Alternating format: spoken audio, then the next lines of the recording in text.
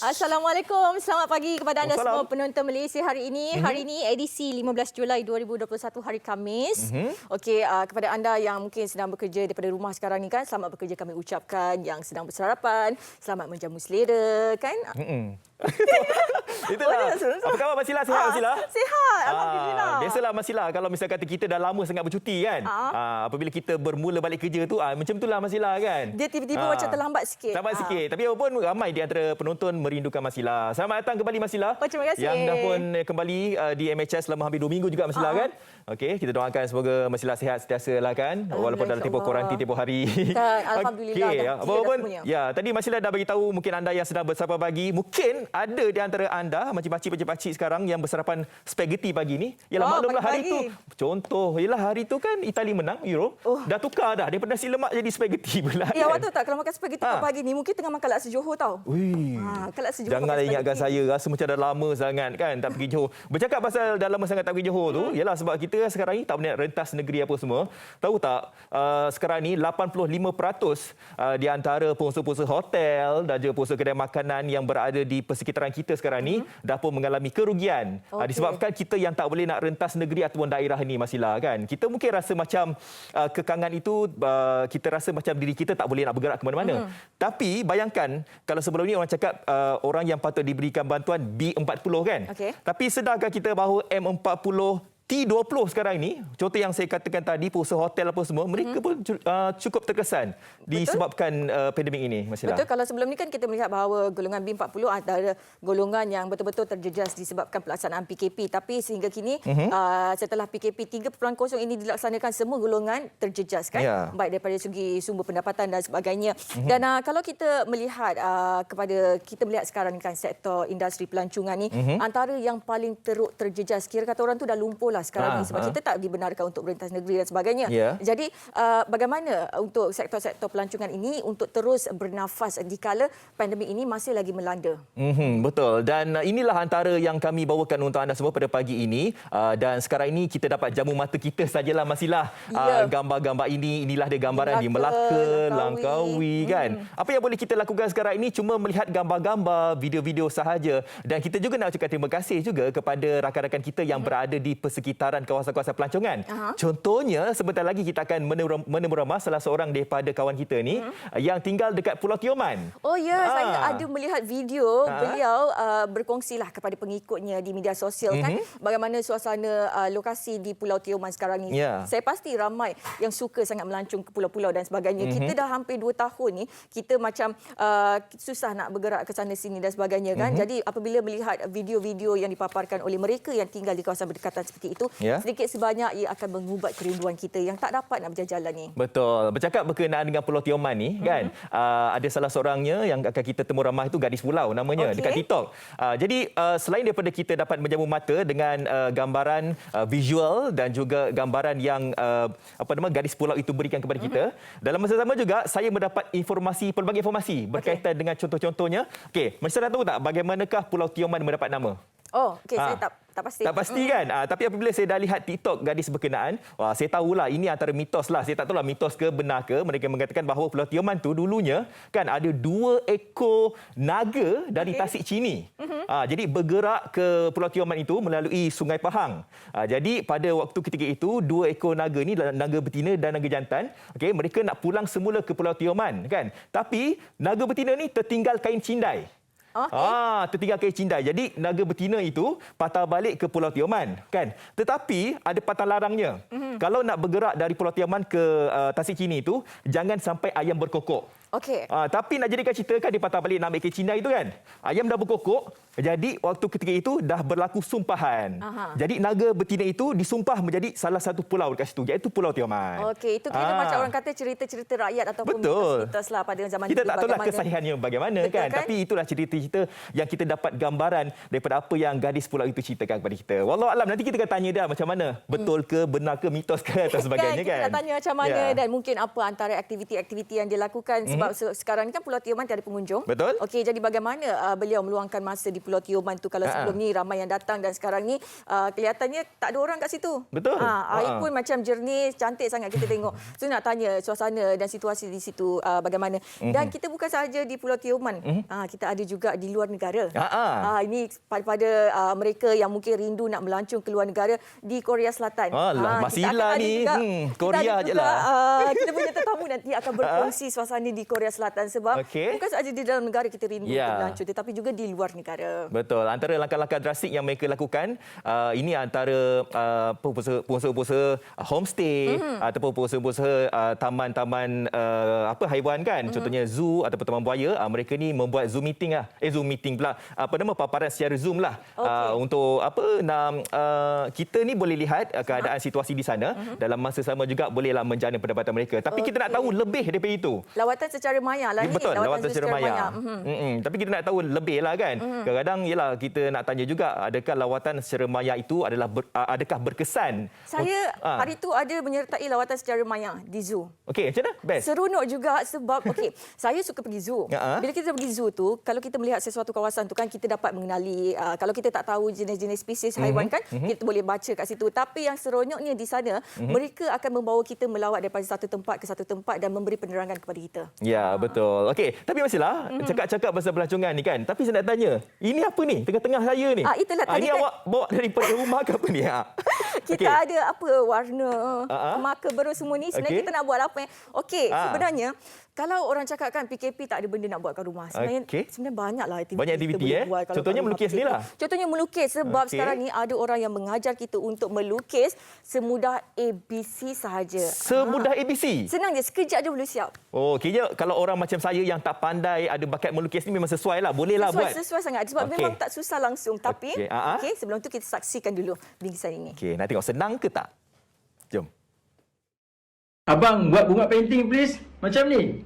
Tapi ini bukan untuk beginner. Untuk beginner, jom aku tunjuk. Korang semua boleh ikut. Yang pertama, kita kena ada watercolor paper. Selotipkan guna yang kertas ni, ingat aku dah ajar. Untuk colour, aku sarankan korang guna 2 colour ni je. Prussian blue 1 and black. First, kalau kena tahu adalah gradient. Cerah makin pekat. So, aku buat kat sini air. Sini start campur warna biru. Sini start biru and hitam. Sini hitam nanti. Dapat? Campur semua. First kali air bawah ni, ingat sampai area sini naik atas sikit. Dia mesti lebih sikit and then campur warna biru pula. Macam tu nampak. Korang boleh gabungkan tapi bawah ni kena cerah tau. So sikit-sikit je sudah cukup. Yang ni make sure jangan dia kering Kalau kering rosak. Korang kena make sure dia basah je. Macam tu nampak. So ambil biru pekat ni letak kat atas ni. Sebab apa? Kita akan main gradient. Cerah, pekat sampai ke atas ni hitam. So start sini dah boleh campur hitam dah sampai ke atas sana. Last kali campur warna hitam atas ni. Make sure pekat tau. Kalau tak nanti dia jadi kelabu kalau dia kering. So make sure pekat. Itu tak habis lagi sebenarnya. Itu tak habis lagi sebenarnya. Itu kira macam kita panggil part 1 lah. Part 1. Sebab kita akan bersama dengan orang yang melukis gambar berkenaan. Dan kita terus saja ingin bersama dengan Amar Hamizan Muhammad Balian yang kini berada di Klang, Selangor. Beliau merupakan pengajar lukisan di sosial media lah kan. Assalamualaikum. Amar, selamat pagi. Hai, selamat pagi. Selamat pagi, Amar. Amar, kalau saya tengok tadi awal-awal tu memang senang lah kan. Memang semudah ABC, warna sahaja di paparan di kiri macam saya sekarang ni. Conteng je macam tu. Conteng je. Tapi saya tak tahu sebab saya memang terus terang saya cakap saya memang tak pandai melukis. Tapi hari ini saya nak cabar diri saya untuk membuat itu part yang pertama kan, mewarna sahaja. Nanti kita akan bersama dengan Amar untuk part yang kedua. Part yang kedua tu akan letaklah bintang, pokok dan sebagainya. Okey, Masilah. Awak temu ramah Amar, saya nak buat Kenapa awak saya yang buat tugasan senang? Sebab saya tengok macam dia letak kali-kali macam tu je. Yang warna yang susah sebenarnya, kan? Sebab kalau warna tak cantik, lukisan semua tak cantik. Okey, tanggungjawab besar kat awak Awak pastikan saya cuba, sebab nanti saya yang nak habiskan lukisan tu Okey. Alright, silakan Masilah. Amar dah berapa lama mula mengajar lukisan-lukisan macam ni Amar? Saya sebenarnya hobi je. Saya start saya rasa 3 tahun lepas kot baru mula mengajar. Jadi Amar secara kata orang tu memang ada mempunyai latar belakang dalam bidang seni ataupun sekadar hobi atau bagaimana? Tak ada. Saya tak pernah ambil kelas seni, tak pernah ambil kos seni. Last dari 3. So ini semua hobi je lah. Belajar sendiri tengok YouTube and then itu je lah. Okey. Amar boleh tak? Tadi kan kami dah lihat sedikit bingkisan visual bagaimana Amar melukis. Ni Afat kat sebelah ni dah tak sabar dah. Dia dah pegang-pegang berus tu. Boleh tak tolong ajar dia? Amar, okey. Perkara pertama, first step apa? Sebab tadi saya tiru ni, bila tengok TikTok yang tadi kan. Okey, pagi ni Amar boleh ajar dekat penonton MHI ni. Okey, apakah perkara pertama yang harus kita lakukan kalau kita nak membuat gambaran seperti mana yang Amar tunjukkan tadi? Okey, apa perkara pertama yang perlu kita tahu dan juga kita kena ada sekarang ni, Amar? Peralatan apa? Okey. First kali kena tahu lighting dulu. Tapi dalam video ni kita akan pakai color 40 ni. Okey. Biru ni. Fazli, mana? Kejap. Yang ni ya, warna ni. 40. 40? Yes. Dia tergesa Prussian blue. Betul. Yang ni. Sama-sama. Hari ni kita guna ni dengan watercolor sahaja. Warna Okey. ni sahaja. Alright, warna? First kali kita tahu dekat tempat ni, kena tahu dekat mana nak kena letak warna cerah warna biru ni. So Okey. bawah ni kita akan gunakan air saja sebab Air warna saja. cerah kan. Okey. Okey, and then kat atas ni dah kena start masuk warna biru dan atas ni kita akan guna biru pekat. Ada guna hitam hari ni. Okey. Tak ada warna hitam lah. Atas Okey. sekali ke baru So, hitam? Okey. tak payah, hari Jadi tak payah saya hitam. cuba untuk letakkan air dululah dekat bahagian bawah ni. Yes, letak air dulu. Air nak kena bawah ni. banyak ke sikit ke atau macam mana ni? Cukup-cukup rasa. Cukup Tapi rasa. saya tengok Fazli buat dah macam dah terlebih dah tu. Saya macam dah banjir ni. Koyaklah Jangan- kertas tu. Cukup. Okey, cukup. Jangan, Okey. jangan. Lepas tu Amar, okey, saya letak air. Lepas tu ambil warna biru ni sikit je. Warna biru yang sikit ya. Okey ni. Sikit je bang. Sikit. Okey, lepas tu letak dekat bahagian atas kawasan air ni sebab kita nak bagi dia masuk lembut je warna dia. Macam ni Jangan ke? terlalu pekat. Saya ada buat dekat ni, nampak tak saya buat. Oh. Okey. Alamak, dia dah pekat. Bawah tu kena cerah lah kiranya. Oh, maknanya Amar kita ambil daripada berus tu kita letak sikit je, bukan banyak macam yang Fazli buat ni lah. Bukan bang, bukan. Abang ambil air, abang letak bawah tu balik. Boleh. Letak bawah balik. Kita rata kan? Okey, maklumlah kan. Okey. Lepas tu, okey. Lepas tu yang lepas, bila dah macam tu, abang ambil balik warna biru ni, pekatkan sikit je. Jangan banyak sangat, sikit je. Okey. Lepas tu Amar? Lepas tu letak sini, atas ni pula. Kita kena main gradient tau bang. Gradient ni penting. Untuk buat yang Okey. ni lah. Atas macam mana? Pekat. Pekat sikit. Okey. Saya rasa dah betul lah kot. Pekat sikit. Ya Allah, saya pula nervous tengok Fazli buat sebab nanti saya nak habiskan lukisan ni. Tak, awak bagi cantik lah nanti. Amar tolong beri tunjuk ajar yang betul. Boleh. Apalah saya buat ni. Amar, selalunya kan kalau macam kita Cuci nak gunting melukis macam ni kan, orang mesti nak tahu tau. Kos dia untuk kita beli peralatan ni mahal tak? Sebenarnya saya pakai ni kalau budak-budak sekolah dah pakai tu je. Sini adik Okey. saya punya je. Okey. Pakai je adik-adik punya kat rumah tu ada. Kalau tak harga ni dalam RM14, RM38 macam tu je lah. Satu set. Okey, berus tu memainkan peranan yang penting lah Yes. Lepas tu bang, abang boleh letak warna lagi pekat kat atas tu. Dia makin lama makin pekat. Oh, okey. Biru lagi pekat lagi. Ya, pekat lagi. Kat atas tu pula. Kat atas sana pula. Tinggi sikit. Situ. Okey. Abang nak blend ni kan, abang tak payah skema sangat. Abang just tepek-tepek gitu je. Abang tak payah skema sangat, abang tepek-tepek je kata. Tepek-tepek. Ha. Yes. Lepas tu abang buat lah atas lagi pekat. Lagi pekat? Lagi pekat kat atas tu. Air kena kurangkan sikit. Okey. Okey. Bila nak masuk yang hitam ni? Atas dia kan? Air hitam tak payah bang, hitam tak payah. Kita tak hitam hari ni. Oh, hari tak hitam. Pakai air warna biru je. Sebab sebenarnya pakai satu color ni pun dah boleh buat gradient dah. Oh, ya Cuma ke? kena main air. Okey. Atas ni yang putih ni?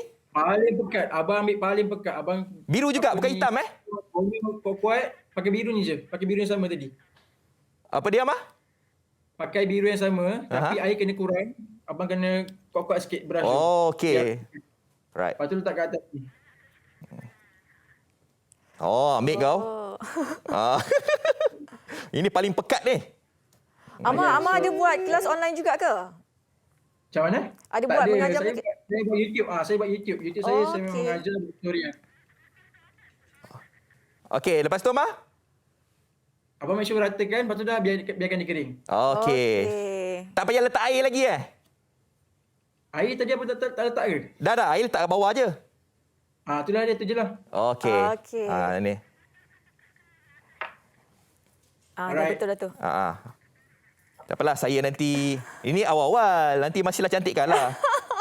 Okey, boleh. Okey, Ma, ni hasil saya. Tada!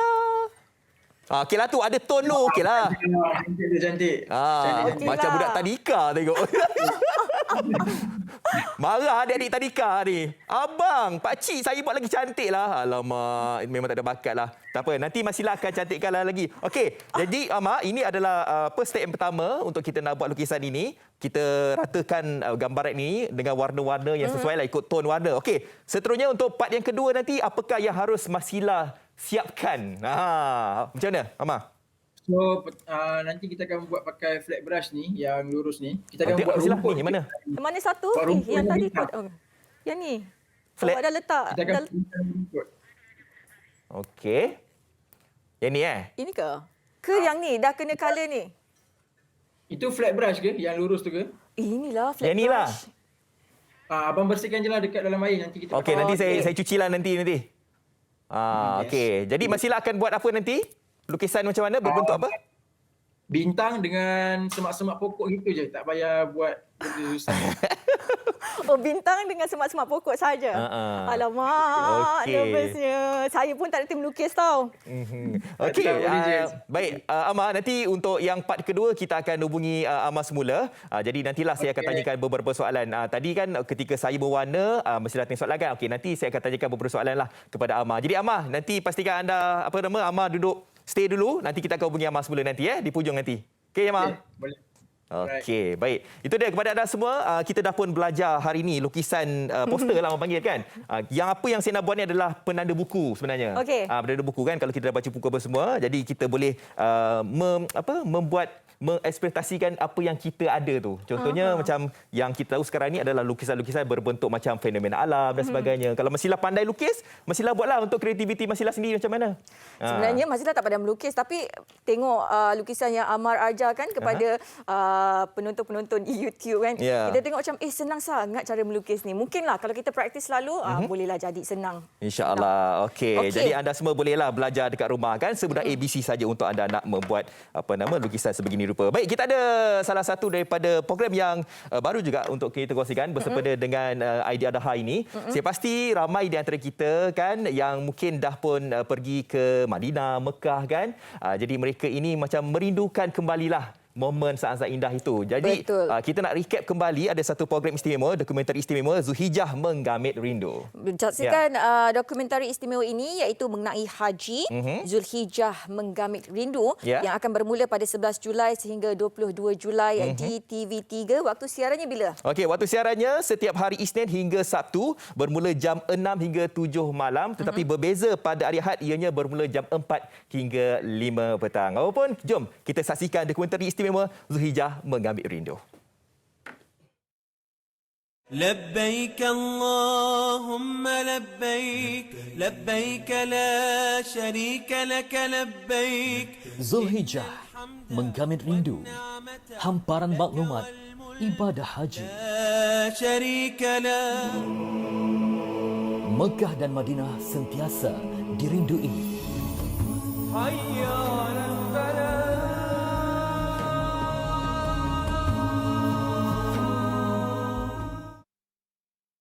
Tadi promo mengenai Zulhijjah Menggamit Rindu. Jangan lupa saksikan sekali lagi jam 6 petang hingga 7 malam pada hari Isnin hingga Sabtu dan juga pada hari Ahad 4 petang sehingga jam 5 petang. Okey, baik.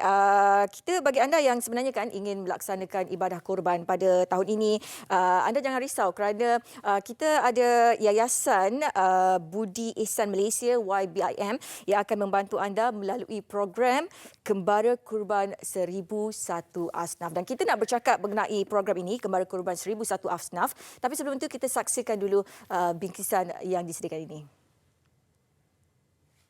Buat ibadah korban di luar negara, jangan lupa dalam negara Malaysia juga ada yang memerlukannya. Kami daripada Grup Transformasi Ruminan GTR berbesar hati dapat bekerjasama dengan Yayasan Budi Ihsan Malaysia untuk melaksanakan ibadah korban dalam negara Malaysia pada tahun ini. Kami telah melawat Yayasan Budi Ihsan Malaysia dan melihat proses pelaksanaan ibadah korban di dalam dan luar negara dan kami yakin semua proses ini memang telus dan tiada unsur penipuan. YBIM juga berhubung erat dengan pihak berkuasa agama di negara-negara terlibat bagi memastikan kualiti haiwan serta pelaksanaan ibadah ini berada di tahap yang paling baik. Malah keterusan dan kejujuran proses ibadah korban YBIM juga telah terbukti dengan pengiktirafan dari ISO 9001-2015 yang mereka peroleh. Melalui YBIM, anda boleh yakin dengan ibadah korban yang bakal dilaksanakan nanti. Nak buat ibadah korban? Jom laksanakan dengan Yayasan Budi Ihsan Malaysia. Telus dan dipercayai. Baik, itu dia sedikit penerangan mengenai program Kembara Korban 1001 Asnaf. Dan untuk bercakap lebih lanjut mengenai Kembara Korban 1001 Asnaf ini, kita akan bersama dengan Duta Kehormat Yayasan Budi Ihsan Malaysia YBIM, iaitu Ustazah Dato' Dr. Nur Hafizah Musa yang sekarang ini sudah bersedia di panggilan video sekarang ini. Assalamualaikum Ustazah. Waalaikumsalam warahmatullahi wabarakatuh. Selamat pagi, sihat ya? Alhamdulillah, Alhamdulillah. 5 Zulhijjah hari ini. Ya, okey. Baik Ustazah, kita nak bertanya kepada Ustazah mengenai program Kembara Korban 1001 Asnaf ni kan. Kalau Ustazah boleh terangkan secara sedikitlah mengenai latar belakang Yayasan Budi Ihsan Malaysia ni dan sebenarnya apa yang nak dikongsikan bersama para penonton mengenai program Kembara Korban 1001 Asnaf ni. Ustazah silakan. Sebenarnya Yayasan Budi Ihsan Malaysia telah menganjurkan pelbagai program untuk membantu masyarakat. Dan kita tidak mengira latar belakang agama, bahasa, bahkan di dalam dan di luar negara, pelbagai bentuk. Ada juadah Syawal, ada bantuan makanan harian, ada bantuan untuk memperbaiki rumah asnaf. Dan sekarang tumpuan kita adalah Kembara Ibadah Korban 1001 Asnaf. Di mana tuan-puan sekalian kami mensasarkan kepada golongan-golongan yang memerlukan bukan sahaja dalam negara bahkan di luar negara. Sebagai contoh, kami buat di negara-negara Afrika, di Timur Tengah seperti di Yaman dan Palestin. Kenapa? Kerana ada banyak sebab kenapa kami buat di Afrika dan di negara Timur Tengah, khususnya Yaman dan Palestin.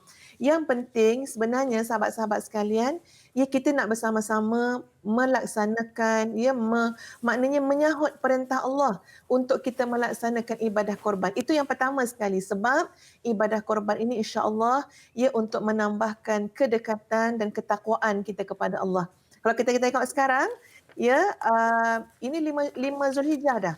Dan amalan-amalan yang dilakukan pada awal Zulhijjah ni tuan-puan tengok. Seperti mana yang tertera dekat skrin tuan-puan sekalian, bantuan demi bantuan.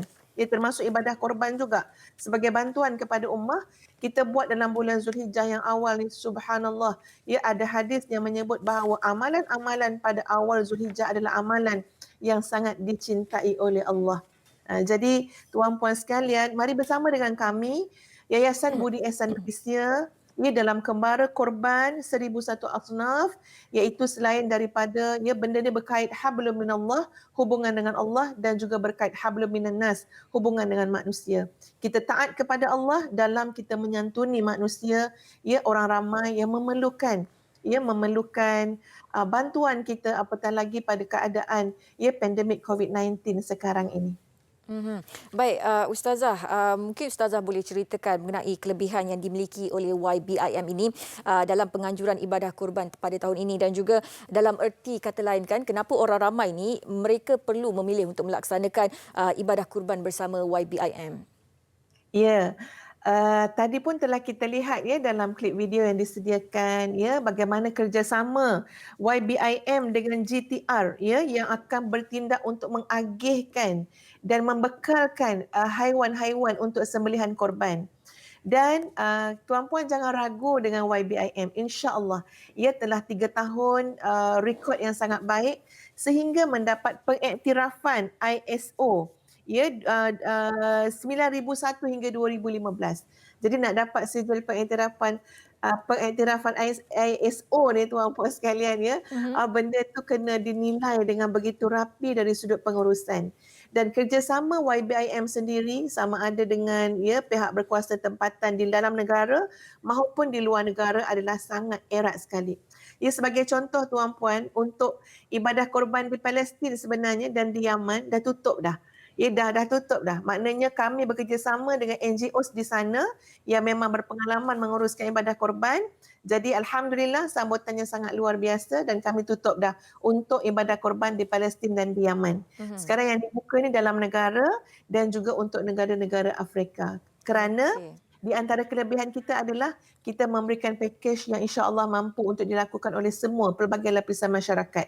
Serendah RM390. Kalau untuk di negara Afrika, tuan-puan sudah dapat melaksanakan ibadah korban untuk mendekatkan diri kita kepada Allah Azza wa Jalla. Okey. Baik, Ustazah, kepada mereka yang sedang menonton dan ingin menyertai ibadah korban ini, bagaimana caranya Ustazah? Sangat mudah tuan-puan sekalian. Dekat skrin tuan-puan ada nombor hotline yang boleh dihubungi. InsyaAllah ya pihak YBIM akan melayani, menyantuni tuan-puan dengan sebaik-baiknya. Dan boleh juga ya melayari di www.ybim.org.my atau scan saja QR code yang tertera ya di skrin tuan-puan sekalian. Ya insya-Allah ada hadiah istimewa untuk tuan-puan yang menyertai ibadah korban bersama dengan YBIM. Ya, dan insya-Allah tuan-puan akan mendapat sijil penyertaan dan kita sama-sama mendoakan agar ibadah korban yang dilakukan diterima oleh Allah Azza wa Jalla dengan sebaik-baiknya. InsyaAllah. Terima kasih banyak-banyak Ustazah dengan penerangan yang begitu terperinci sekali buat kita di sini. Terima kasih Ustazah. Sama-sama. Okey, baik, itu tadi Ustazah Datuk Dr. Nur Hafizah Musa yang merupakan Duta Kehormat Yayasan Budi Ihsan Malaysia. Baik, kepada anda yang mungkin ada rezeki lebih, apa salahnya untuk kita sama-sama menjalankan ibadah kurban pada tahun ini dan semoga kita mendapat keberkatan daripada ibadah yang kita laksanakan itu. Okey, kita nak berehat seketika dan sekembalinya nanti kami akan membawa, seperti tadi kan kita dah bercakap mengenai bagaimana nasib industri pelancongan pada masa kini sehingga pelaksanaan PKP 3.0 ini dilaksanakan, dan kita akan bawa anda, kita nak lihat sedikitlah suasana Pulau Tioman, Korea Selatan dan sebagainya. Tapi segalanya selepas ini hanya di Malaysia Hari Ini. Terus kekal bersama kami.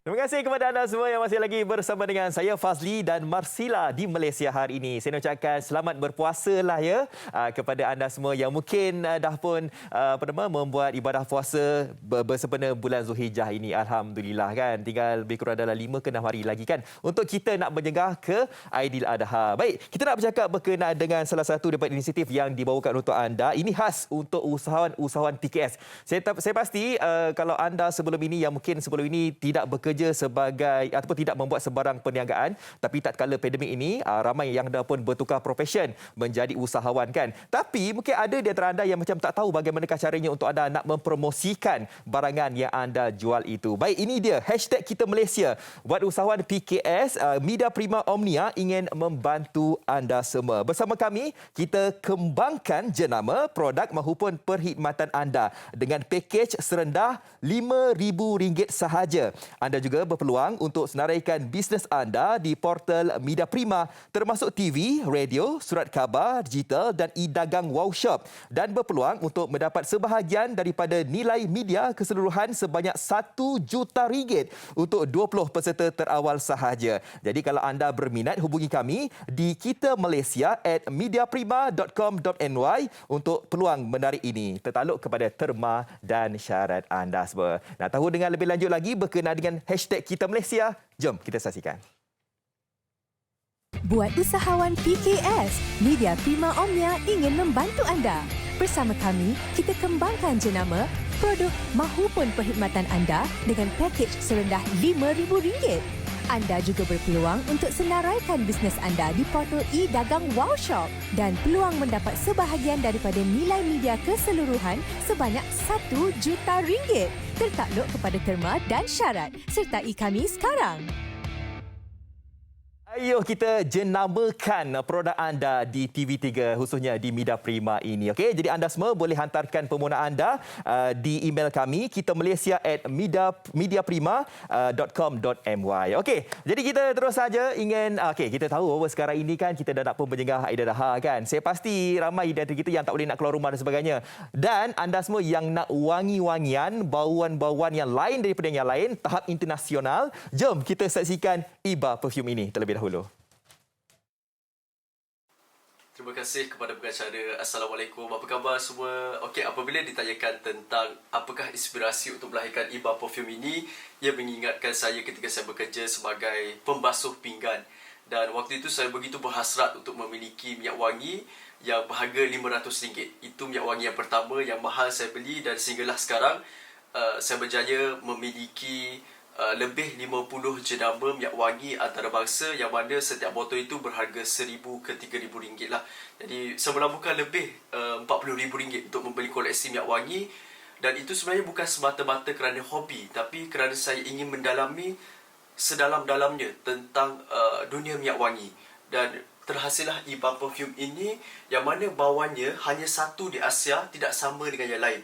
Apa yang membuktikan Iba Perfume tidak sama dengan yang lain adalah kerana kita mempunyai sijil yang berdaftar, note tersendiri. Dan saya juga berjaya untuk merentasi ke banyak negara lah. Saya kira lebih 15 buah negara. Belajar juga mendalami tentang minyak wangi sambil bekerja. Jadi saya telah pergi ke Dubai, ke Shanghai, ke Jepun, ke Singapura banyak kali, ke Thailand, ke Indonesia, banyak negara yang saya pergi, ke Arab juga. Dan saya begitu belajar tentang minyak wangi. Dan sepatutnya saya sekarang berada di France selama 3 bulan untuk mendalami tentang minyak wangi juga. Dan untuk menghasilkan Iba Perfume ini, kita ada satu untuk lelaki dan juga satu untuk wanita. Jadi tuan-puan boleh simpan dulu nombor telefon, sebab tawaran ini agak terhad. Dan hadiah saya akan berikan untuk mendapatkan minyak wangi ini agak sukar, sebab kita tak ada ejen dan juga stokis. Untuk satu jenis bawaan ini memerlukan 150 ke 200 campuran bahan, EDP 50 ml. Dan biru ini untuk lelaki dan merah untuk wanita. Jadi tuan-puan yakin pada saya, kerana saya telah bertukar kilang sahaja pun dah lebih 20 kali mencari-cari kilang supaya saya puas hati. Saya nak bawaan itu tidak pening, tidak hapak dan boleh mesra digunakan untuk orang Muslim dan tahan lama. Jadi ini adalah bawaan yang sangat eksklusif kalau nak kena cepat. Jadi dengan harga yang sangat murah. Okey, tuan-puan akan dapat hadiah kepada 50 orang terawal yang buat pembayaran terawal saja WhatsApp sekarang dengan harga RM170 termasuk penghantaran ke Sabah Sarawak. Tuan-puan akan dapat kotak ini pun saya berikan hadiah juga untuk diberikan hadiah hantaran hari jadi ataupun sebagai kenang-kenangan untuk isteri dan juga suami, sebagai untuk bagi kepada mak ayah yang sekian lama kita tak berjumpa kan. Jadi dalam kotak ini ada 2 botol minyak wangi, iaitu satu Desire yang berwarna biru ini untuk lelaki dan yang merah ini untuk wanita. Dan sebenarnya ia adalah unisex. Tapi yang bagusnya yang lelaki ini, ini satu rahsia, bagi yang merokok, ia akan blendkan ataupun hapuskan bawah rokok. Tapi saya suka pakai yang ini, saya suka campurkan. Ia adalah EDP 50 ml dan agak tahan lama. Kalau siapa beli, cuba pakai dalam masa 2 hari, jangan basuh pakaian. Dan kita tengok pada pakaian itu masih wangi bawahnya. Dan saya teringat ketika saya berada di sebuah hotel penginapan antara yang termahal di dunia, di Dubai. Waktu itu saya ingat saya pernah jejak ke sebuah butik yang sangat kecil butiknya dan ada minyak wangi yang berharga RM4,000 sekecil ini. Saya kata, oh begini bawaan yang wangi, yang mahal. Jadi kepada tuan-puan yang mungkin tidak mampu ataupun mungkin kita mampu atau tidak sanggup pun membeli minyak wangi hingga ribuan ringgit, RM3,000 sebotol kan. Jadi boleh cuba untuk Iba Perfume sebab ia adalah satu di Asia dan kita buat juga di Europe. Tidak sama dengan yang lain, bukan inspired, tapi ia adalah dibuat khas untuk IBA sahaja. Dan itu kita tidak ada ejen, tidak ada stokis kerana kita nak bawaan ini eksklusif. Boleh didapati dari WhatsApp ini saja. Jadi WhatsApp ambil gambar segera di kaca TV sebelum ia hilang sebab kita ada masa beberapa saat saja lagi. Ia tidak hapak, tidak pening, tahan lama, EDP, mesra pada Muslim. Itu jangan risau. Bagaimana saya nak jelaskan bahawa saya begitu serius? Tuan-puan kena rasa sendiri. Oh ya, sebelum saya lupa, saya nak beritahu kepada pembeli anda berpeluang untuk mendapatkan cincin emas seperti mana yang saya bagi sebelum ni, tapi syaratnya kena follow Instagram saya, Ahmad Iqbal Zulkifli. Ambil gambarlah, senang untuk di snap nanti dan kita follow segera sebab saya nak berikan cincin emas ini kepada yang bertuah. Jadi saya beli dalam 20 unit lah. Dan saya memang akan bagi betul-betul cincin emas. Jadi tuan-puan, ambil gambar Instagram dan terus follow saja. Follow Instagram secara percuma saja. Cuma saya akan utamakan kepada pembeli. Ada banyak perkongsian juga. dan kita akan umumkan bila-bila masa sajalah.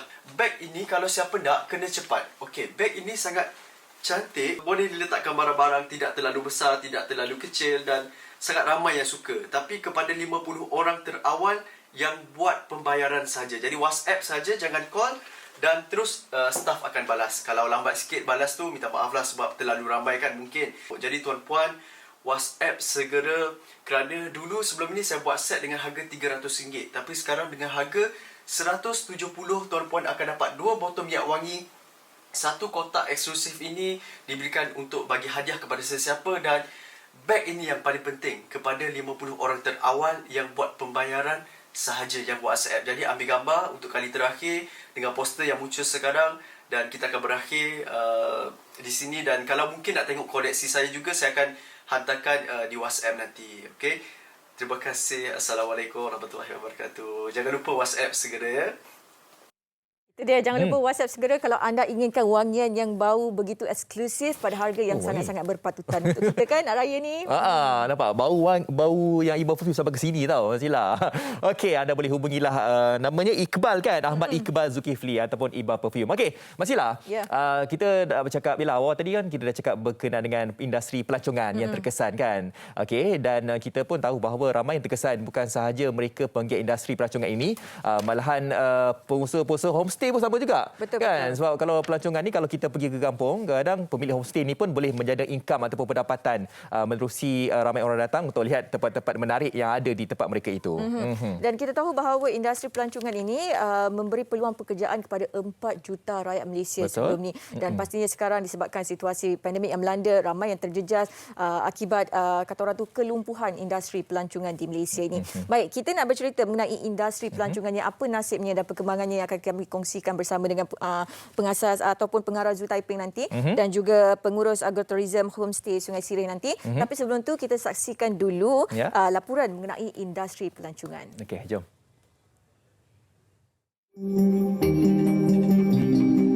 Secara purata, Malaysia menerima lebih kurang 25 juta kedatangan pelancong setiap tahun dari dalam dan luar negara.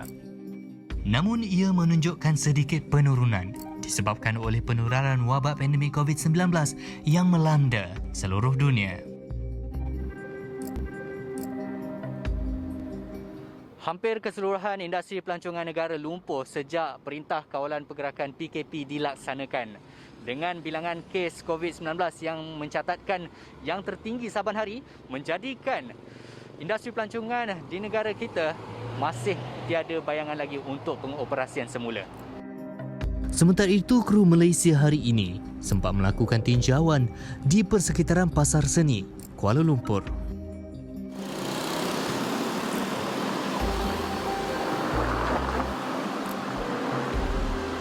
Baik, apa yang dapat saya lihat di kawasan ini sebenarnya merupakan kawasan tumpuan masyarakat dari dalam dan luar negara dan kini lengang akibat arahan penutupan premis pelancongan di seluruh negara.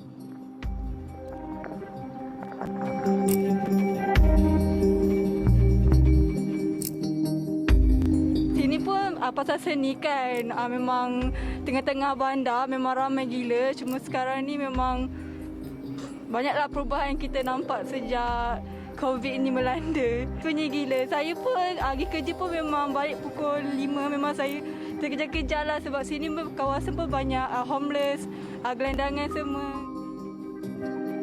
Situasi semasa ini juga disuarakan oleh Malaysian Inbound Tourism Association atau MITA yang mengharapkan bantuan berbentuk fizikal sesuai dengan permintaan semasa.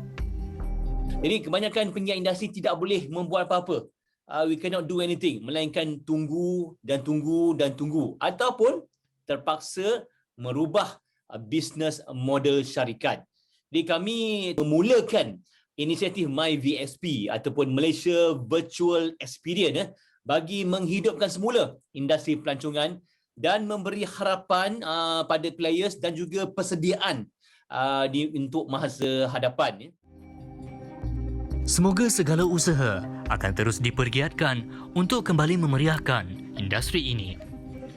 Ia bukan sahaja dapat memacu ekonomi negara, malah meningkatkan lagi daya saing dalam era digital masa kini.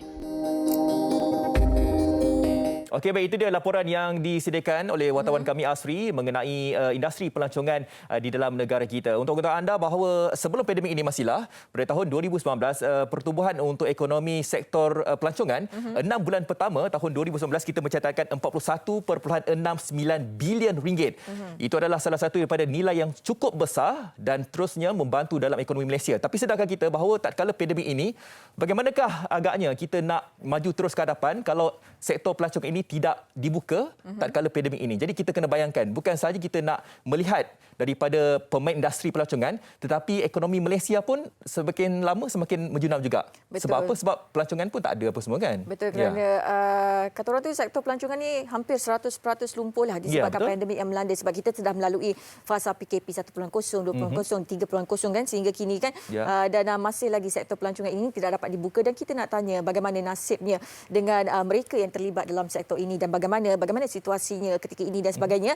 Dan kita akan terus bersama dengan Dr. Kevin Lazarus yang merupakan pengarah Zoo Taiping dan Night Safari, dan juga kita juga bersama dengan Muhammad Faiz Abu Bakar, pengurus agroturism homestay Sungai Sireh. Assalamualaikum, selamat pagi kedua-duanya. Selamat pagi. Selamat pagi. Kita nak tanya dululah kepada Dr. Kevin Lazarus kan. Kita tahu bahawa Zoo Taiping ini merupakan salah satu daripada destinasi pelancongan yang digemari oleh ramai orang lah. Sebab apa? Sebab ada Night Safari. Saya pun salah seorang daripada penggemar lah kalau nak pergi Zoo Taiping ni kan. Okey, jadi bagaimana apabila dah melihat setahun lebih pandemik COVID-19 ini, saya tahu ada usaha-usaha untuk menjanakan semula ekonomi di sana, iaitu dengan membuat lawatan secara maya dan sebagainya. Adakah ianya juga mampu untuk sustain ataupun menampung untuk keperluan tatkala pandemik ini, Doktor? Okey, terima kasihlah dapat saya ada bersamalah untuk program ini. Ya. Untuk pendapatan masa ini memang tiada pendapatan lah sebab zoo ditutup. Tapi untuk pengoperasian dia kita bernasib baik. Kita salah satu jabatan di dalam Majlis Perbandaran Taiping dan kita ada peruntukan untuk operasi zoo. Dan juga kita ada bantuan lah banyak daripada pihak kerajaan negeri, kerajaan persekutuan dan juga pihak-pihak syarikat dan juga daripada jabatan-jabatan lain lah yang bantu kita untuk operasi zoo. Tapi kita perlu masih memberi peluang lah untuk orang ramai melihat apa yang berlaku di zoo. So kita telah wujudkan sebelum ini video yang kita paparkan dalam Facebook dan IG mengenai dengan tema dia online now, on site later. Maksudnya sekarang ini kita lihat online dan bila ada peluang untuk lawatan masa PKP dibubarkan dan kita boleh melawat on site, kita bolehlah melawat masa itu. So tujuan utama ini adalah untuk memberi peluang untuk orang ramai melihat keadaan di zoo secara maya lah. Okey, jadi sekurang-kurangnya ia dapat mengubat kerinduan kan kepada mereka yang gemar datang ke zoo, ingin melihat sendiri situasi di sana bagaimana kan, Doktor? Ya, betul. Okey, baik. Encik Faiz pula, kalau Encik Faiz boleh kongsikan kepada kami di Malaysia hari ini, pastinya ramai yang nak tahu bagaimana situasi di homestay sekarang ni. Kerana kita tahu homestay agroturism, homestay Sungai Sireh ni merupakan salah satu tempat yang popular kan. Kita boleh tanam padi dan melakukan aktiviti-aktiviti kampung dan sebagainya. Jadi situasi, suasananya ketika ini bagaimana, Encik Faiz? Jadi kalau nak diikutkan ketika pandemik ni memang kita totally customer lah. Kita tiada pendapatan langsung waktu sekarang ni lah dan sangat terkesan. Kita cuba bangkit untuk ketika selepas PKP pertama tapi cuma 2 minggu je kita boleh set up, lepas tu kita kembali semula dengan keadaan PKP. Jadi kita ada moral down sikit kat lah. Tapi walau bagaimanapun dengan adanya bantuan motivasi daripada agensi-agensi berkaitan, Motek, homestay Persatuan Homestay dan juga Tourism Selangor. Jadi ketika ini kita berkolaborasi bersama mereka lah untuk membuat beberapa promotion lah. Ya. Apa antara promosi yang dilakukan sekarang ni?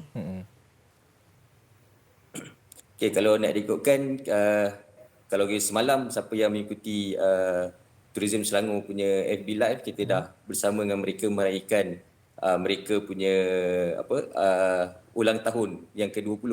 Jadi kita salah satu daripada orang kata tempat pelancongan yang dalam Selangor, jadi kita bersama mereka untuk support lah.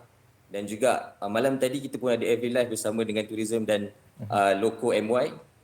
Di sana kita bergerak bersama dengan host community. Jadi di bawah Tourism Selangor ni, kita ada satu produk nama dia host community.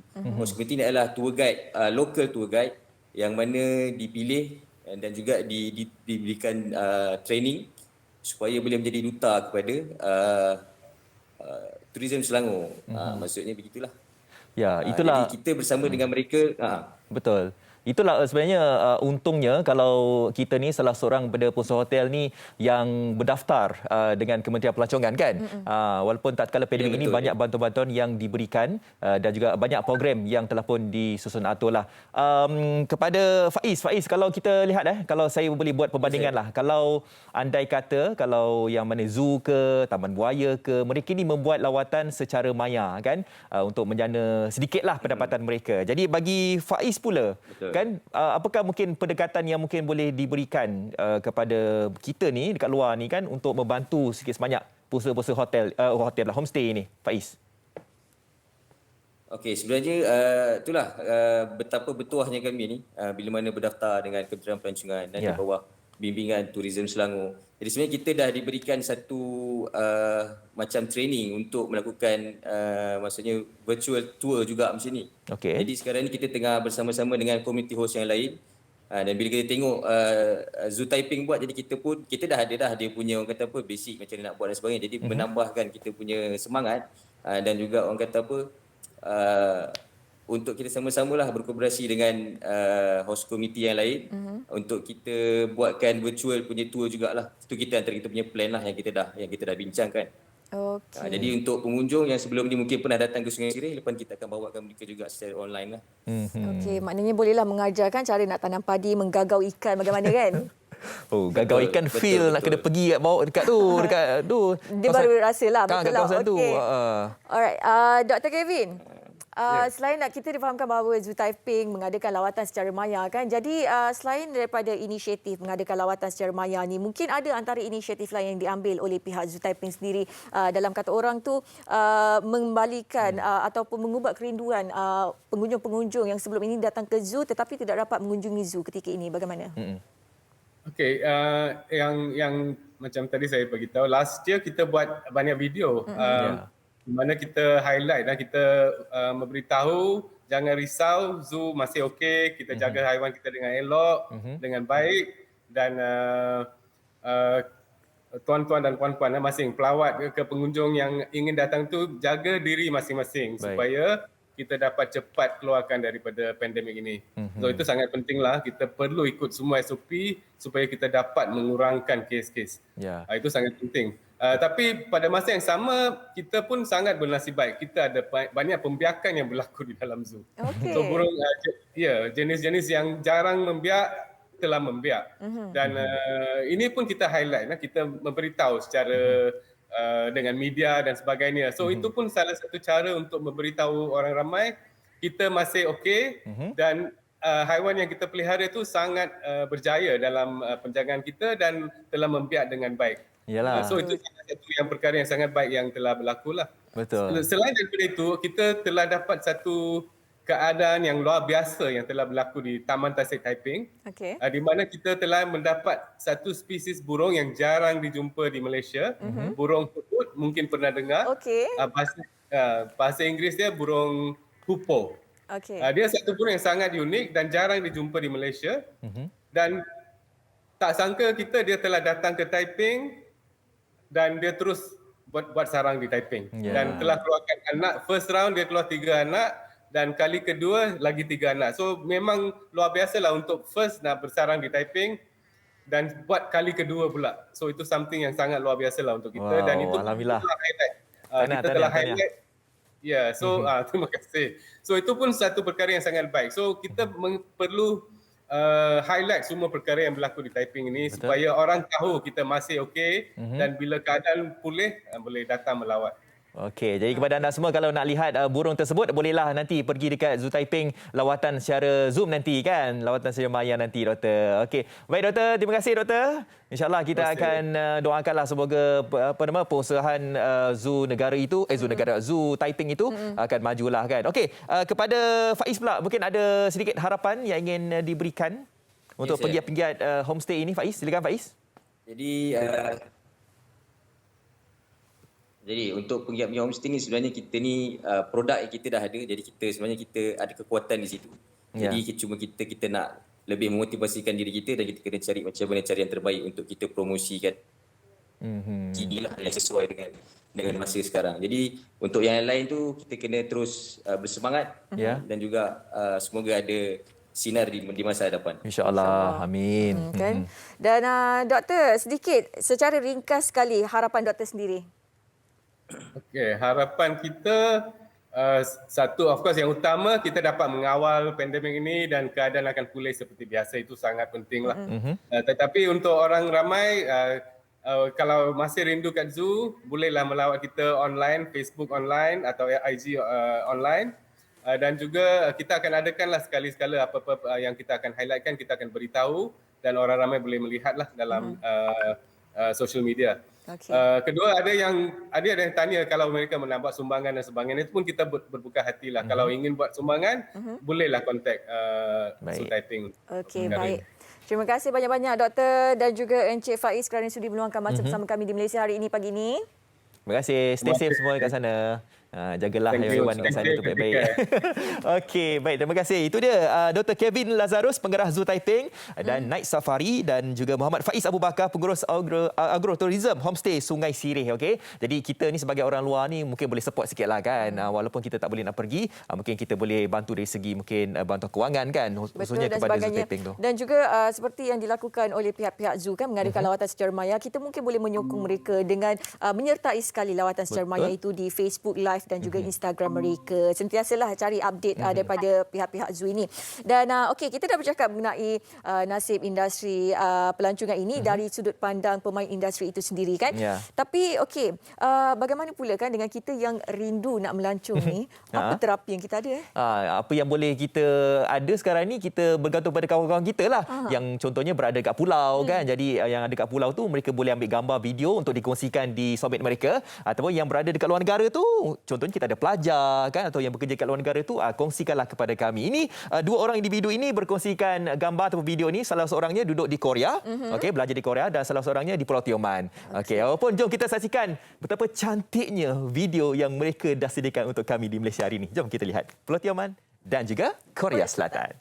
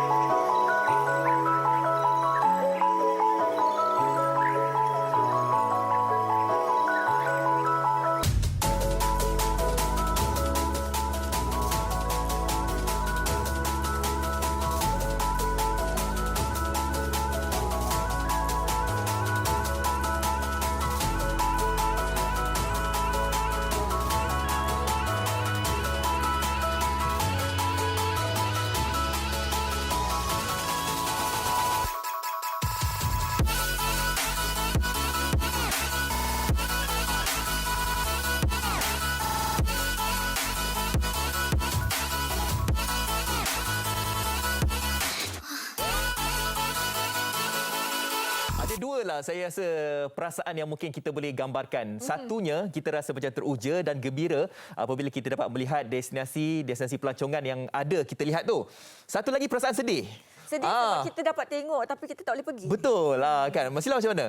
Sedih lah sebab kita bila dah lama kan tak keluar melancong, tak keluar ke mana-mana kan, kita rasa macam sekurang-kurangnya dengan adanya video yang dipaparkan, dikongsikan oleh rakan-rakan kita di media sosial ni, sekurang-kurangnya dia dapat mengubat rindu dan memberi terapi kepada fikiran kita. Kan kadang-kadang stres kan, kerja dan sebagainya. Bila kita melihat video-video dan juga gambar-gambar yang cantik tu rasa tenang. Tenang kan?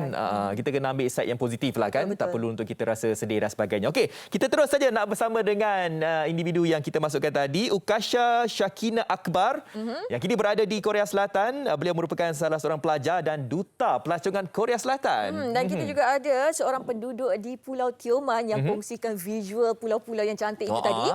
Kita ada Siti Nurain Muhammad Razali. Assalamualaikum. Waalaikumsalam warahmatullahi. Selamat pagi. Selamat pagi. Okey, kita nak berkenalan. Yang di atas itu tu gambaran tu di mana? Siapa namanya? Ukasha ke yang atas? Nurain. Nurain binti Muhammad. Okey, okey. Jadi itu gambaran di tepi pantai dekat ni kan? Pulau Tioman tu. Ya, tepi pantai, tepi rumah. Rumah tepi pantai, seronoknya. Dekatnya. Yang di bawah tu Ukasha. Ya, saya. Annyeong. Pandai sebutnya. Ukasha tak boleh ke macam ambil gambar di bahagian luar ke? Tak dapat situasi di sana di Korea? Saya kat dalam dormitory sekarang ni. Okey, baru nak tengok cuaca udara di Korea. Tak apa. Kita lihat di Pulau Tioman dululah. Okey, Ukasha lah, Siti Nurain. Okey, jadi sekarang ini bagaimanakah? Kita tahu bahawa ramai yang dah tak boleh nak pergi ke Pulau Tioman kan, tapi dalam masa sama juga awak ada kongsikan gambaran situasi di Pulau Tioman itu. Permulaannya, inisiatif ini ditunjukkan di laman TikTok menggunakan nama Gadis Pulau, tak silap saya? Betul, Gadis Pulau. Okey, jadi inisiatif itu diambil tatkala pandemik ini ke ataupun sebelum-sebelum ini pun memang dah ada video-video gambaran untuk mempromosikan Pulau Tioman itu secara peribadinya, Ain? Okey, saya mula main TikTok ni masa start PKP lah sebab tengah masa lapang tak ada buat apa-apa kan. So saya fikir saya nak sharekan pemandangan di Tioman ni dengan semua lah.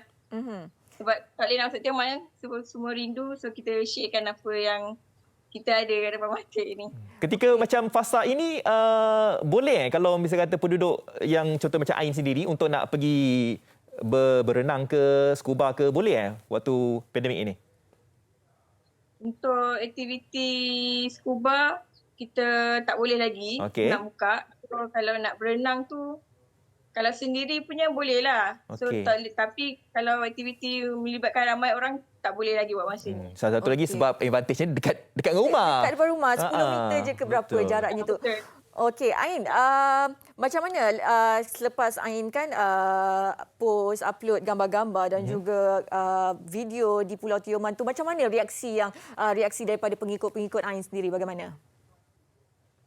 Reaksi, saya mendapat banyak komen dan diorang semua happy lah. Diorang macam suruh lagi saya membuat video yang lebih banyak tentang Tioman dekat Kampung Genting ni lagi sebab diorang nak masuk sini pun tak boleh. So saya sharekan apa yang saya ada kat sini untuk diorang rasai apa yang saya sendiri rasai kat sini. Betul lah. Dalam masa sama juga macam Ain tengok tak tadi permulaan Malaysia hari ni saya ada kongsikan tentang sejarah Pulau Tioman. Okey, itu saya dapat betul ke info tu bagaimana, Ain? Nama asal Pulau Tioman tu. Dengan info tu yang mitos tentang Pulau Tioman tu saya tak pasti sama ada betul ke tak sebab tu orang zaman dulu-dulu lah kata. So saya cuma sharekan apa yang saya tahu saja. Sama ada betul atau tak, saya tak pasti lagi. Dikira macam cerita rakyat lah tu. Betul lah. Okey, kita nak bersama dengan kawan Nusila ni, orang Korea ni. Okey, Ukasha, kalau Ukasha boleh ceritakan kepada kita kan bagaimana situasinya di Korea Selatan sekarang ni? Situasi di Korea Selatan kalau dari segi COVID-19, saya boleh dikatakan agak terkawal sebenarnya. Tapi semenjak beberapa minggu lepas ada banyak kenaikan kes dalam maybe 1,200 ke 1,300 pertambahan kes baru setiap hari. Tapi so far tak ada lagi peraturan lockdown dilaksanakan semenjak awal pengesanan virus ni lagi. Tapi mereka lebih memperketatkan peraturan social distancing sesuai dengan perubahan bilangan kes semasa. Alright. Sama macam dekat Malaysia lah, kita jaga kita. Okey, Ukasha, difahamkan kalau Ukasha banyak berkongsi video mengenai kawasan di Korea Selatan. Okey, kebiasaannya kalau Korea Selatan kita sebut ni orang suka ke Seoul dan juga Busan. Tapi berbeza dengan Ukasha sendiri, katanya berkongsi kawasan yang luar daripada kebiasaannya. Luar bandar ke? Betul sebenarnya. Sebab pada saya sebenarnya yang paling menarik tentang Korea adalah keseimbangan dia tahu di antara moden dia, inovasi dia, alam semula jadi dia, and dia punya method dikekalkan sejarah dan budaya dia dalam satu timeline yang sama. Jadi pada saya itu keunikan Korea. Jadi saya lebih banyak explore luar daripada bandar Seoul sebenarnya sebab saya tinggal di sini. Jadi baru-baru ni saya berpeluang ke Namhae, iaitu sebuah memang luar bandar yang terletak di southern coast of Korea, 4 jam menggunakan bas ke Korea, ke Namhae. Jadi dekat situ kalau saya boleh describe, actually Namhae ni dia ada segalanya. Like you can do, you boleh buat trailing activities, you boleh skywalking dengan wire, you boleh giant swing hadap like lautan biru, mendaki gunung dan sebagainya.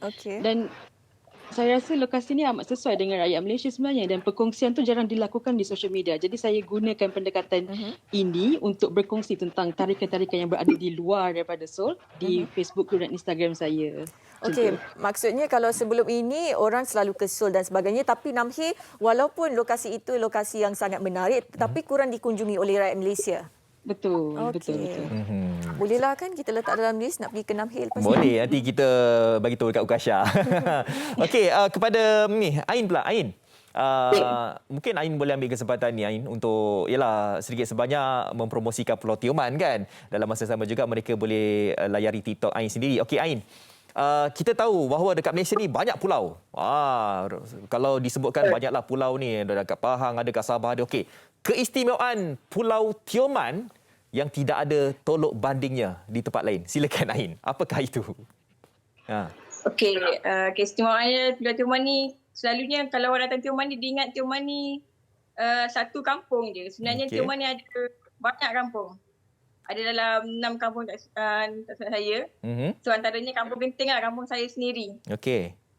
Kat Tioman ni banyak sejarah-sejarah macam boleh tengok dekat video tu gambar gunung nenek semukut, boleh hiking, boleh diving, boleh snorkeling. Macam-macam aktiviti boleh kita buat dekat sini. Ain, tak ada ke inisiatif yang kita tahu bahawa ramai di antara penggiat industri pelancongan ni kan, contoh mereka ni nak jadi income sedikit, mungkin mereka boleh buat lawatan secara maya kan. Ain sendiri ada tak macam terfikir macam why not macam saya pun nak buat benda yang sama juga Ain? Ada terfikir tak? Kalau ada yang berminat, saya okey je sebab nak datang sini pun tak boleh. So kalau dia berminat nak buat dengan pandangan Tioman, saya akan tolong mana yang mampu lah. InsyaAllah. Akan boleh buat.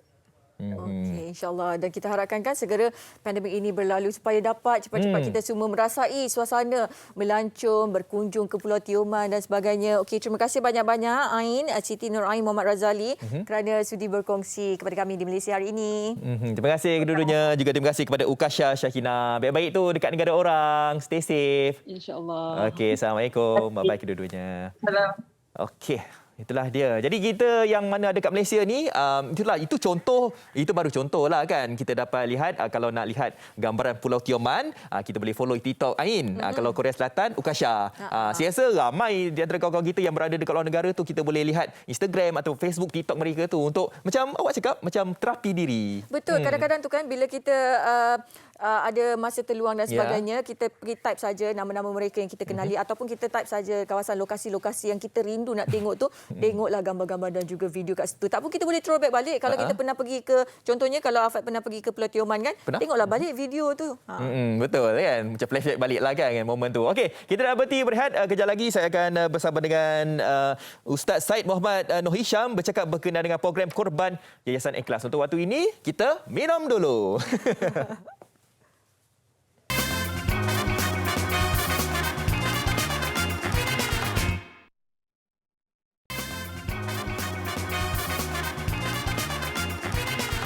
Baik, sekali lagi bersama dengan kami di Malaysia hari ini. Terima kasih kepada anda semua. Dan ada di antara anda yang macam terfikir-fikirlah sama ada tahun ini kita ni nak buat ibadah korban ke tidak. Tapi ianya bukanlah salah satu daripada perkara wajib kan. Ianya bergantung kepada keperluan dan juga kita punya kewangan lah. Kalau kita ni mampu untuk membuat ibadah korban, apalah salahnya. Saya ada salah satu daripada pilihan lah untuk anda yang nak melakukan ibadah korban menerusi program Korban Yayasan Ikhlas. Tapi untuk waktu ini kita saksikan video ini terlebih dahulu. Allah berfirman, "Fasalli li rabbika wanhar." Maka tunaikanlah salat dan sembelih haiwan korbanmu. Rebutlah peluang ini. Ayo laksanakan ibadat korban bersama Yayasan Ikhlas sebagai tanda syukur terhadap nikmat kesenangan yang telah Allah berikan. Ya, itu dia korban Yayasan Ikhlas yang membuat ibadah korban ini. Program ini dianjurkan bukan sahaja di dalam negara, bahkan di luar negara. Untuk bercakap dengan lebih lanjut lagi berkenaan dengan program ini, kita terus saja bersama dengan Ustaz Said Muhammad Nur Hisham Al-Idrus, Duta Korban Yayasan Ikhlas. Assalamualaikum Ustaz. Waalaikumsalam warahmatullahi wabarakatuh. Alhamdulillah. Dapat kembali lagi bersama kami di MHI. Baik Ustaz, mungkin Ustaz boleh kongsikan tentang keistimewaan korban Yayasan Ikhlas ini, dan dengan ceritanya ianya dilakukan di luar negara. Jadi apakah keistimewaan untuk kita melakukan ibadah korban ini di luar negara menerusi korban Yayasan Ikhlas ini? Silakan Ustaz. Assalamualaikum warahmatullahi wabarakatuh. Sekarang kita dah 5 Zulhijjah. Makna 5 hari lagi kita akan sambut Aidil Adha. Masih ada masa lagi untuk menyertai kami melakukan ibadat korban. Sebenarnya Yayasan Ikhlas menganjurkan ibadat korban dalam negara dan di luar negara.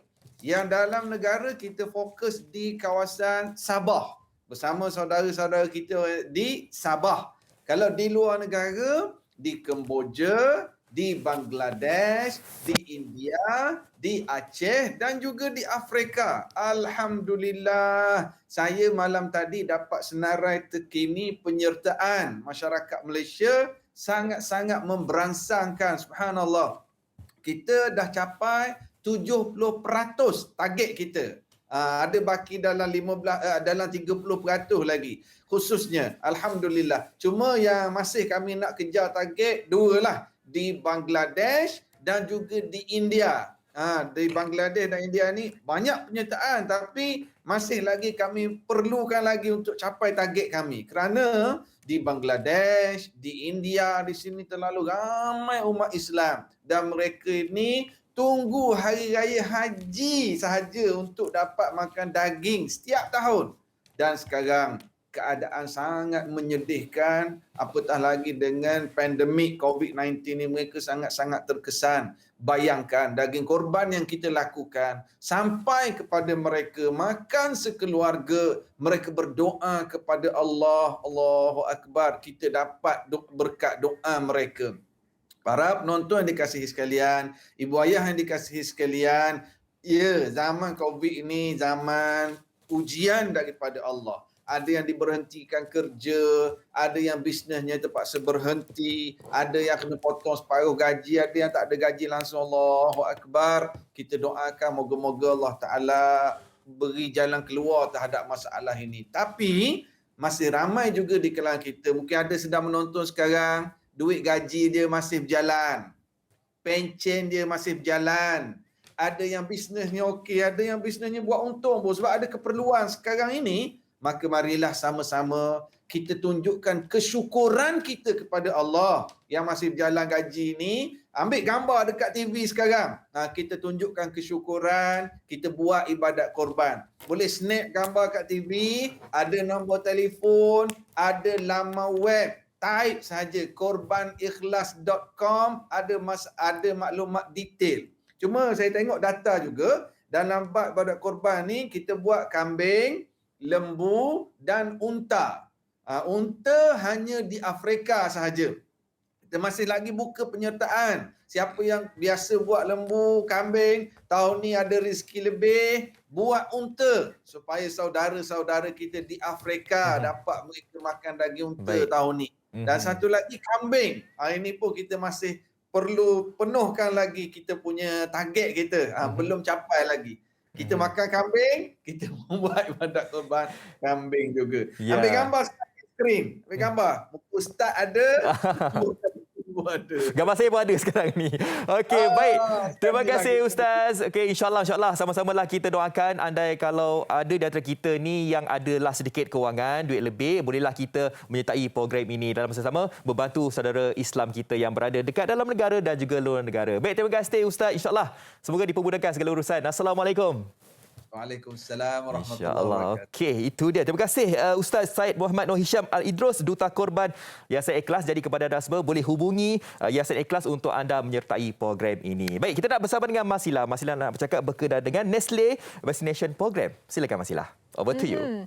Ini kepada anda yang mungkin sudah belum lagi mendaftar untuk mendapatkan suntikan vaksinasi. Okey, Nestle Malaysia bersama Media Prima Berhad ingin menyeru rakyat Malaysia untuk bersama-sama kita mengambil suntikan vaksinasi COVID-19 dan marilah kita sama-sama berganding bahu dan juga membantu sahabat barisan hadapan kita demi kebaikan keluarga dan juga negara kita yang tercinta. Daftarlah sekarang di aplikasi MySejahtera dan ayo bersama kita hentikan wabak ini. Okey, jadi pastikan kepada anda yang belum mendaftar lagi di aplikasi MySejahtera untuk anda mendaftar dan bagi yang sudah mendaftar itu pastikan anda sentiasa kemaskini aplikasi supaya anda tidak terlepas tarikh temu janji. Okey, kita nak berehat seketika dan sekembalinya nanti ada lagi perkongsian yang kami akan kongsikan kepada anda, statistik COVID-19 dan sebagainya. Tapi sebelum itu kita saksikan dulu visual ini. Bersama, kita berganding bahu hentikan wabak ini. Daftar untuk vaksinasi anda melalui MySejahtera. Pesanan prihatin daripada Nestle Malaysia dan Media Prima.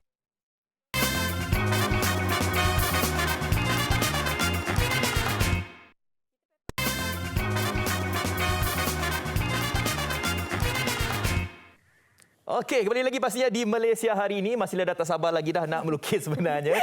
Okey, kita terus saja nak kongsikan kepada anda semua berkaitan tentang statistik COVID-19 yang berlaku di Malaysia semalam. Kita masih lagi mencatatkan angka di atas 11,000. Kita sedar bahawa sebelum ini kita mencatatkan 3 hari berturut-turut 9,000. Okey, kan? Dan lepas tu kita 1 hari 8,000. Tapi 2 hari berturut-turut masihlah kita melebihi 11,000. Mencatatkan angka 11,618 kes malam. Masih lagi peningkatan kes COVID-19 yang tinggi di Malaysia. Dan pastinya di Selangor masih lagi yang paling tinggi sekali catatan kes positifnya sebanyak 5,051 kes. Itu di Selangor sahaja. Manakala di Negeri Sembilan juga mencatatkan pertambahan kes positif yang tinggi. Dan kalau kita tengok Fazli, kluster-kluster yang ada di Malaysia kan setakat semalam dan juga ini merupakan antara kes-kes kematian mengikut negeri yang paling tinggi sekali di Selangor sebanyak 46 kematian. Itu menjadikan secara keseluruhan jumlah kematian di Malaysia setakat semalam sebanyak 118 kes kematian. Ini adalah salah satu daripada jumlah kematian yang paling tinggi dicatatkan dalam sejarah pandemik COVID-19 yang berlaku di Malaysia sekarang ini. Jadi ayolah kita sama-sama mendoakanlah agar kes ini berlaku penurunan. Saya pasti ramai di antara kita yang rasa macam terkejut kenapa agaknya 11,000 tu, dan saya tahu juga ramai pun dah tahu tentang mereka membuat pengesadan secara banyak dan juga aktif di Selangor dan KL. Tapi kita boleh ambil langkah positif ini. Kita boleh bayangkan kes ini sebenarnya kita buat ujian kepada mereka ini secara bersasar ini kan dah tinggi kan. Jadi kita doakan, bukan kita doakan tapi kita harapkan dah tinggi ini kita akan makin lama makin menurunlah. Betul. Dapat mengurangkan sikitlah kadar keboleh jangkitan ini. Yang paling penting kita jaga SOP kita. Okey, itu mengenai perkembangan kes COVID-19 saban hari kita kongsikan kepada anda dan kita nak kongsikan mengenai berita-berita yang ada di dada-dada akhbar hari ini dan kita akan mulakan dulu dengan perkongsian di berita harian. Okey, di berita harian jom kita saksikan di muka hadapannya, ianya berkisahkan tentang PKS peniaga kecil makin terhimpit jika PKP disambung.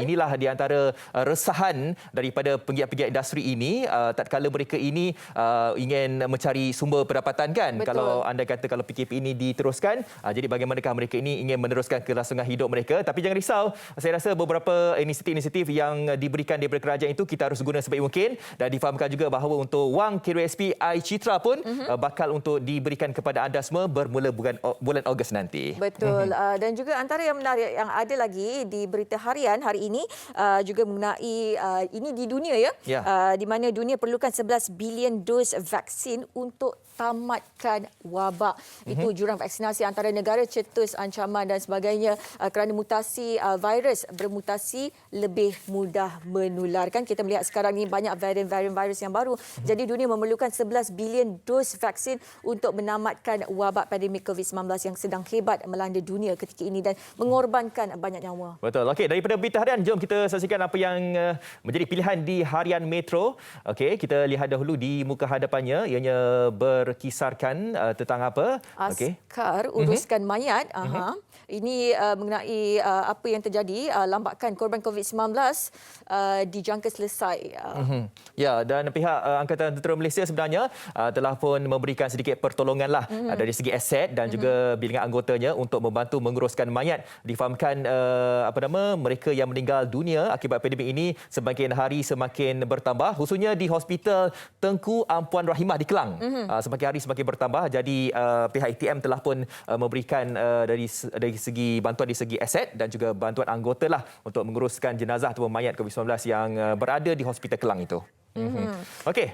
Yang menarik juga di Harian Metro kita paparkan, kita kan dah nak menjengah Sukan Olimpik, tinggal beberapa hari saja lagi dan kita tahu bahawa sebelum ini yang berjaya untuk mengutip pingat adalah Datuk Lee Chong Wei. Membawa pulang pingat-pingat yang kita rasa bahawa membanggakan Malaysia Tapi kita ada salah seorang penggantinya, insya-Allah. Okey, kita ada Lee Zijia yang berazam untuk meneruskan perjuangan tidak kecampaian apabila beraksi di Tokyo kelak. Itu hasratnya untuk menunaikan hajat Datuk Lee Chong Wei. Ya, insya-Allah. Kita tahu bahawa atletik kita sebenarnya yang bersaing dekat luar negara tu, yang mana pergi Sukan Olimpik ni kan, dia punya SOP tu begitu ketat sekali. Walaupun ketat, kita doakan agar ianya tidak mengganggulah prestasi atlet Malaysia yang bertanding di Sukan Olimpik nanti. Dan kita doakan kepada atlet-atlet kita semoga berjaya kan nanti di Sukan Olimpik Tokyo kelak. Okey.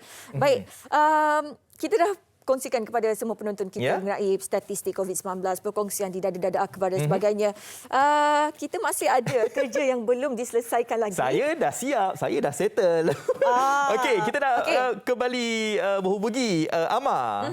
Okey, alright. Kita tadi dah tengok yang part yang pertama.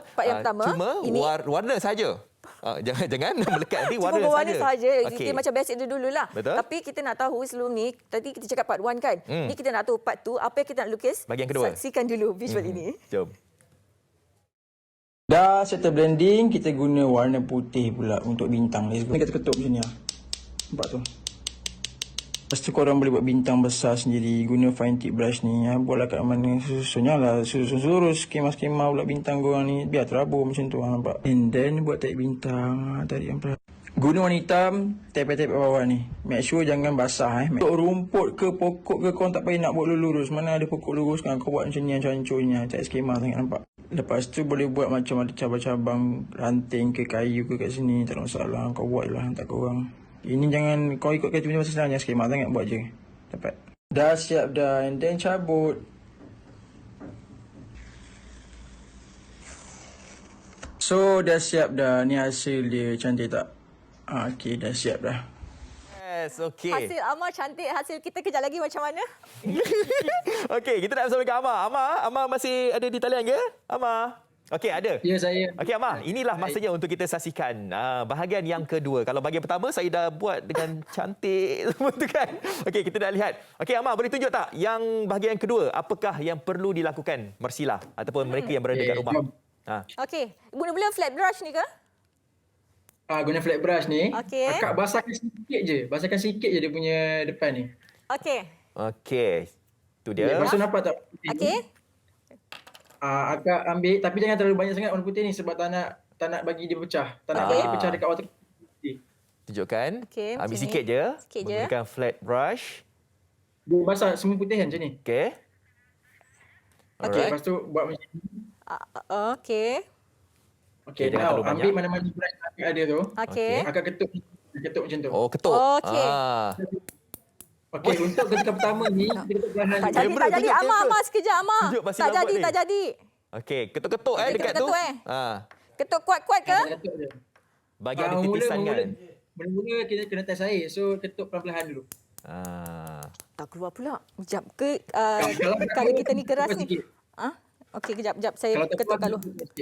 Okey, jangan saya cuba. Okey, ketuk. Tak ada hasil pun Amar. Okay, ada. bersepah meja. Ada kan? Ada kan? Tapi taklah cantik, dia macam tak banyak sangat. Tak halus lah. Memang tak berseni lah saya ni. Sebab tak mana ada seni boleh tu. Oh ya ke, boleh. Okey. Positif. Betul. Sebab baru pertama kali buat. Jangan dah nampak. Tu dah edit dah. Boleh tu. Saya tipu je sebenarnya, boleh lah kan. Okey. Cantik lah Kak, cantik. Oh ya, terima kasih. Bukan edit. Okey, anda yang berada dekat rumah pun boleh turut sertalah apa yang dibuat oleh Marsila ini. Keperluannya cuma kertas, lepas tu kita ada watercolor kan. Yang paling penting seni tu kita kena tengoklah. Okey Amar dah. Cukup. Okey, cukup. Oh, bertenang. Okey, seterusnya nak buat pokok. Pokok tu boleh ambil flat brush tadi sama juga, basuh sikit, lepas tu keringkan. Keringkan? Alamak, keringkan tak ada ni. Macam mana saya nak keringkan ni? Tak payahlah, saya pakai berus. Okey, tak apa. Pakai je. Pakai tangan. Okey. Kita pakai color warna apa? Warna hitam. Hitam, okey. Okey. Cantik Marsila buat. Diam. Okey. Hitam boleh ni. jual Make sure brush ni jangan terlalu basah sebab tak nak bagi dia pecah. Okey. Kita warna hitamnya sepekat yang mungkin kita boleh ambil. Okey. Make sure brush ni tak basah. Kita kena bagi dia kering. Dah basah pula. Lepas tu? Okey, lepas tu boleh tepek-tepek kat bawah tu macam tepek-tepek je lah. Pokok kan tak ada lurus. Macam tu nampak saya buat. Okey. Akak teraburkan je, tak payah nak skema kat. Tak payah lurus kat. Ketuk-ketuk Okey, jadi pokok tu. Itu macam lalang belakang rumah saya. Okey. Dot situ je. Dah cukup. Okey, bertenang. Okey. Lepas tu? Okey, lagi. Bintang saya macam mana? Bintang tu nanti kita bertambah lagi sikit kalau agak nak. Okey. Marsila, cepat. Kita ada 1 minit lagi ni, Marsila. Amar tak cukup lagi. Saya punya pokok ni. Okey. Dah, Mak. Saya nak buat bintang pula ni. Okey. Jadi kita keringkan je lah macam ni. Lepas tu tunggu dia kering. Lepas tu cabut dah tepi tu. Okey, Amar. Boleh ambil kesempatan ni kalau ada di antara kita yang nak belajar cara lukisan. Silakan, Amar. Apakah mungkin Instagram nak dikongsikan? Silakan. Boleh pergi YouTube Amar Mijan dengan Instagram saya. Saya aktif dekat dekat 3 tempat. IG, TikTok and YouTube. Okey, nama Amar Mijan. Amar Mijan. Okey. Okey, selepas dia ajar buat painting macam ni lah. Baik. Okey, Amar, lepas kita dah selesaikan, dah siap ni, macam mana ni? Ada tip tepi ni? Kena buka? Cabut je tip tu. Cabut je? Tarik ke tepi. Jangan tarik lurus, nanti koyak. Tarik ke tepi macam ni. Okey. Kuat pula. Buatlah kerja sopan-sopan sikit. Okey. Kejap, kita nak suruh Amar tengok hasil gabungan. Daripada 10, kita bagi berapa? Okey. Ya, insyaAllah. Okey dah. Okey, macam mana hasilnya? Cantik lah. Cantik tak? Kalau first time buat macam tu, saya bagi 100. Siapa yang warna tu dulu? Taklah, saya rasa bintang saya pun mainkan peranan tengok. Betul-betul. Lawalah tone colour tu. Okey, baik. Terima kasih, Amar. Bantu saya untuk lukis apa semua ni. Baik, terima kasih, Amar. Okey, kita dah pun sampai ke hujungnya, Marsila. Jadi, kalau ada di antara anda yang nak belajar tu, boleh hubungi Amar. Okey, besok kita banyak yang akan kita kongsikan. Banyak perkongsian menarik yang akan kepada anda. Terima kasih kerana bersama kami. Bye-bye. Bye-bye, jumpa lagi.